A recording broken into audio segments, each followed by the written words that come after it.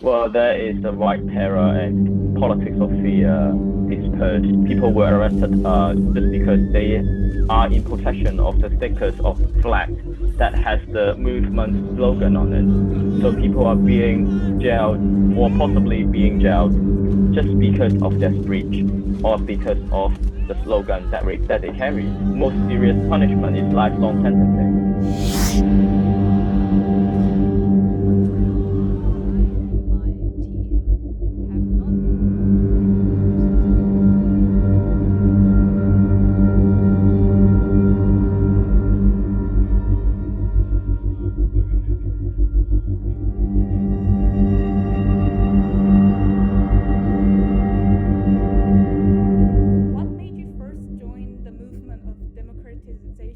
When I first joined the movement, I was the student leader of my school. I was the head of the student union, so I represented my school to participate in the umbrella movement and became the student leader of the movement. So that was kind of like the start of my political participation. And afterwards, I formed Demo시스토당 with Joshua, and also became the founding chairman of Demo시스토당 and the youngest ever elected parliamentarian in Hong Kong, but also disqualified after I served the council for a year and then jailed. In Hong Kong, how is it like there right now? Well, there is a white terror and politics of fear dispersed in Hong Kong. People were arrested just because they are in possession of the stickers of flag that has the movement slogan on it. So people are being jailed or possibly being jailed just because of their speech or because of the slogan that they carry. And this is really scary. People living in democratic countries like Korea and Japan, they won't be persecuted just because of what they said or what they display. But in Hong Kong, that becomes reality. Most serious punishment is lifelong sentencing, possibly extradition to China.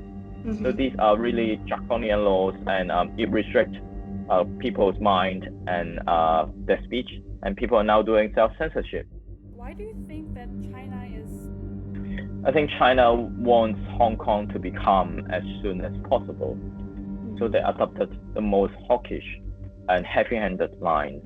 But they didn't expect that it actually made Hong Kong people rebound. On 1st of July, there were more than 100,000 people marching down to the street to show that even though you applied the very heavy-handed law, they're not being scared of. So that is a really important message to tell Beijing that it's important that you have to listen to the demands of Hong Kong people. If you're just doing suppression, that would not make us quiet. It will make us stronger. What is your decisive moment to leave? After the implementation of national security law, the room for international advocacy work on the ground in Hong Kong has been largely limited, because what we have been doing will be considered as the breach of the national security law. For example, under the law, if the things that we were doing in last year, for example, pushing forward the implementation of Hong Kong Human Rights and Democracy Act in the USA, that would be considered the violation of colluding with foreign forces and being imprisoned for years. So for me, I think this is the time that we need a public figure to be on the international stage to do international advocacy work. So my decision is more than a personal choice. It's a strategy to the movement.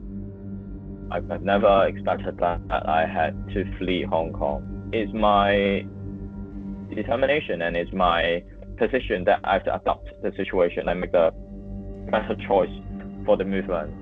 Otherwise, if we don't have a public figure on the international level to voice out Hong Kong people's demands, then we would lose a major battlefield. How did you feel when you were moving? Well, it's definitely a tough choice, painful, and but I understand that it is more than a personal choice. When I was the student leader during the umbrella movement in 2014, I did not think of me leaving Hong Kong, but the current situation shows that the crisis in Hong Kong is really severe. And for us, we really need to think of different strategies to counter the restriction of the national security law. Many people people who exiled from Hong Kong? There have been a lot of people leaving Hong Kong, fleeing out, maybe to Taiwan or to Canada or somewhere else. Mostly they're frontline protesters of the movement. There have been a lot of frontline protesters have fled. So are you safe right now? Yes, I'm safe, and I'm not comfortable to reveal my whereabouts. But you don't want to stay there forever? I don't know whether the government allowed me to go back. That is the question, because if you see the other more authoritarian countries, they have strategies like blocking all those political activists from going back to their home country, their city, in order to restrict their influence.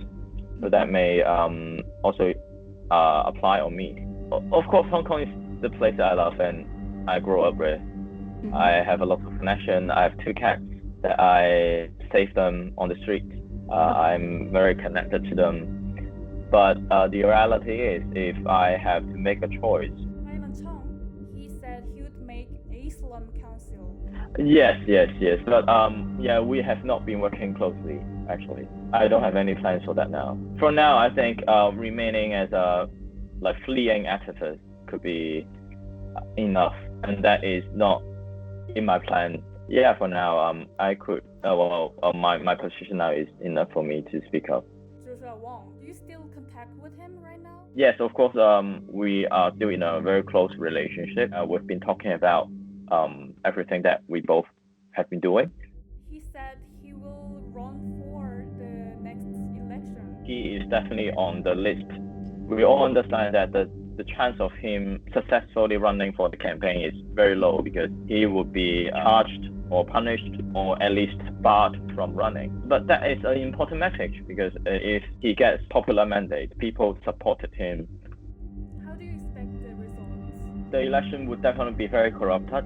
The government will try to control it by cancelling or banning people from running. I don't think we will see a fair and free election. It is not going to happen. So do you think a direct election of special... That the near future is definitely bleak. I'm not a blind optimist, but for me, in a long-term future, definitely be hope. We've all watched Taxi Driver and the series of movies talking about the democratization of Korea, the Gwangju incident, the democratic movement in the 80s. We learn a bit of that, and I think the most difficult part of the democratization movement, so we could see in the 80s there were a lot of secret police that arrested student activists, beating them, torturing them, or secretly executing them. The process of democratization has been very bloody and cruel. It's important for us to learn from the democratization history of these places and be persistent and ready, prepare for coming future. Anticipating something else about Korea? More and more countries to realize the authoritarian expansion of China that could endanger not only Hong Kong but the world. Because law in Hong Kong influence on Korea too? Of course, the law covers foreign citizens in foreign countries. You are a press, media, you're a journalist. For example, you have been covering the concentration camp in Xinjiang. When you arrive in Hong Kong, they could arrest you in the name of you revealing the state secret and put you in jail. We need more countries to be strong against China. The point is not we suppress China. The point is we have to hold them accountable. We have to adopt measures to guide them to liberalize and democratize. Otherwise, they won't transfer or transform themselves. The motivation would definitely be witnessing the sacrifice and sufferings of your fellows. For the past year, we've seen people locked in jail for years, sacrificing themselves. These will become necessary to move forward, because you are all fighting for the same cause, but the other people pays their price more than you, and you feel like you have to do more in order to compensate them. Continue to voice Hong Kong people's demands, saying things that are legitimate and representing people's thoughts on Hong Kong, but they cannot say it. These things are my priority now, so I hope to contribute to the movement by doing this advocacy work on the international level.